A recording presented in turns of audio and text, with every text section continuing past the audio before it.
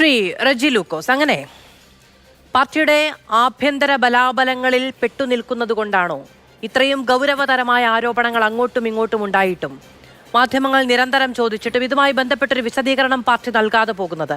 നമ്മൾ ഇന്നിപ്പോൾ ഈ ചർച്ചയിൽ പോലും നമ്മൾ CPM-ന്റെ ഒരു പ്രതിനിധി ഔദ്യോഗികമായി പങ്കെടുക്കുന്നില്ല. സ്വാഭാവികമായി പാർട്ടിക്കെതിരെ പാർട്ടിയിൽ നിന്ന് പുറത്തുപോയ ഒരാൾ പറഞ്ഞാൽ അത് പാർട്ടി വിരുദ്ധ പ്രചാരവേലയെന്ന പതിവ് മറുപടി പറയാം, അല്ലെങ്കിൽ പുറത്തുപോയ ആളുമായി ആശയപ്രശ്നങ്ങളുണ്ട് അതുകൊണ്ടാണ് എന്ന് പറയാം. അങ്ങനെ പല മാർഗങ്ങളുണ്ട്. ഇതിപ്പോൾ ഷാജറിനെതിരെ ആരോപണമുണ്ട്, P. ജയരാജനെതിരെ ആരോപണമുണ്ട്, ജെയിനെതിരെ ആരോപണമുണ്ട്. പാർട്ടി ഞങ്ങളിൽപ്പെട്ടവരല്ല എന്ന് തള്ളിപ്പറഞ്ഞ കൊട്ടേഷൻ ഗുണ്ട ചാപ്പ കുത്തപ്പെട്ട ആളുകൾ, അങ്ങനെ ആ അതായത് ഷാജറിന്റെ തന്നെ വാക്കുകളിൽ തില്ലങ്കേരി എന്ന് പറഞ്ഞാൽ ഇങ്ങനെ ഒരു ഇരുണ്ട ലോകമാണ് എന്ന് കേരളത്തിന് ചിന്തയുണ്ടാക്കി കൊടുത്തു എന്ന് പാർട്ടി തള്ളി പറഞ്ഞ ആളുകൾ, അവരൊക്കെ ഇതിലേക്ക് വരികയാണ്.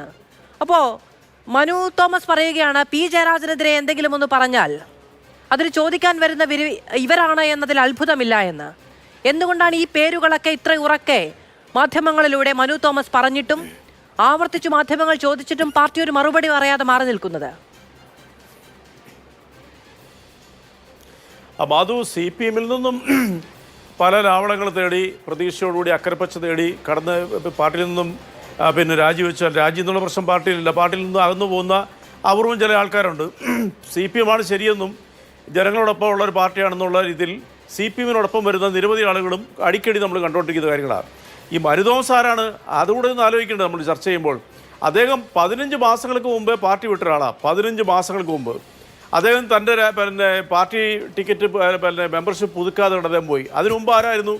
എൻ്റെ അറിവ് ശരിയാണ്, അദ്ദേഹം തളിപ്പറമ്പ് ബ്ലോക്ക് പഞ്ചായത്ത് പ്രസിഡൻ്റായിരുന്നു, DYFയുടെ ജില്ലാ പ്രസിഡൻ്റായിരുന്നു, CPM-ൻ്റെ കണ്ണൂർ ജില്ലാ കമ്മിറ്റി അംഗമാണ്.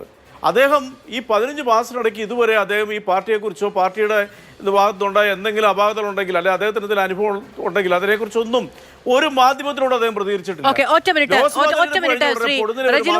ആകാശ് തില്ലങ്കേരിയും അർജുൻ ആയങ്കിയും ഒക്കെ പാർട്ടിയുടെ സംരക്ഷണം സൈബർ ഇടങ്ങളിലെങ്കിലും ഏൽപ്പിച്ചിട്ടുണ്ടോ പാർട്ടി?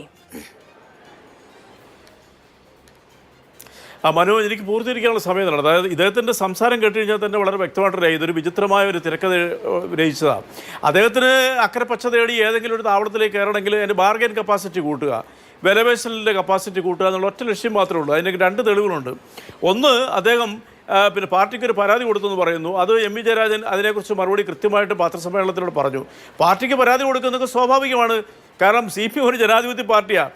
അപ്പോൾ താനൊരു വീരപരിവേഷം അണിഞ്ഞുകൊണ്ട് കാര്യമായ രീതിയിൽ ആൾക്കാരൊന്നും അറിയപ്പെടാത്ത ഈ മനുഷ്യൻ CPM-ൽ നിന്ന് പോകുന്നെന്നും 15 മാസമായിട്ട് തനിക്ക് പാർട്ടിയായിട്ട് ബന്ധമില്ലെന്നും താൻ പാർട്ടിയുടെ മെമ്പർഷിപ്പ് പുതുക്കിയിട്ടില്ല എന്നും അതിന് മാധ്യമ ശ്രദ്ധ കേട്ടാൻ വേണ്ടിയിട്ട് CPM ആകുമ്പോഴത്തേക്കും മാധ്യമം ഇദ്ദേഹത്തിനെ ഒരു ശൂര പരാക്രമിയായിട്ട് പൊക്കിപ്പിടിക്കും.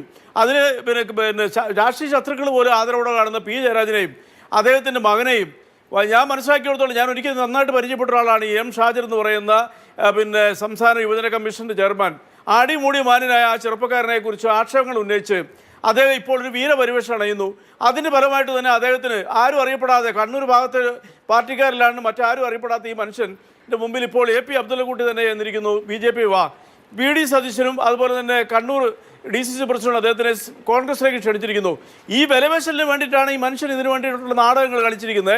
ഇപ്പോൾ CPM വിരോധം മൂത്തിരിക്കുന്ന മാധ്യമങ്ങൾ ഇദ്ദേഹത്തിനെ ഒരു ദേശീയ നേതാവായിട്ട് ചിത്രീകരിക്കുന്നു, അദ്ദേഹത്തിന്റെ തിക്താനുകൾ എന്ന് പറഞ്ഞ് അവതരിപ്പിക്കുന്നു.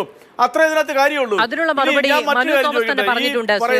അതായത് പോയ തിരഞ്ഞെടുപ്പ് കാലം എത്ര പ്രക്ഷുബ്ധമായ വിഷയങ്ങളുണ്ടായിരുന്നു. അന്നാണ് മനു തോമസ് ഇത് പറഞ്ഞതെങ്കിൽ രാഷ്ട്രീയ എതിരാളികൾ ഇതിനേക്കാൾ ഉയർത്തിപ്പിടിച്ചേനെ മനു തോമസിനെ. അന്നത് ചെയ്തില്ല എന്നുള്ളതാണ് അദ്ദേഹം പറയുന്ന ഏറ്റവും വിശ്വസനീയമായ മറുപടി എന്നത്. ഞാൻ അങ്ങനെയൊക്കെ വരാം.